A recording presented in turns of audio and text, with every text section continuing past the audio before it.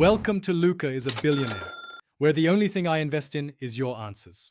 In this video, I will explain how to make ice cream with a Ziploc bag. First, gather your simple ingredients: 1 cup of milk, 2 tablespoons of sugar, and 1/4 teaspoon of vanilla extract. You'll also need 2 Ziploc bags, 1 quart-sized and 1 gallon-sized, plus plenty of ice and 1/2 cup of rock salt. Now let's create the ice cream base. In a bowl, combine 1 cup of milk, 2 tablespoons of sugar, and 1/4 teaspoon of vanilla extract. Stir these ingredients together until the sugar dissolves completely.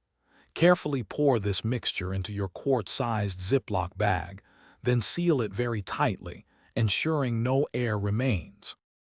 Next, prepare your freezing chamber. Fill the gallon-sized Ziploc bag halfway with ice. Then, add 1/2 cup of rock salt over the ice. This salt lowers the ice's freezing point, making it colder. Place your sealed quart bag containing the ice cream mixture inside the gallon bag, then seal it securely. Shake vigorously for 5 to 10 minutes.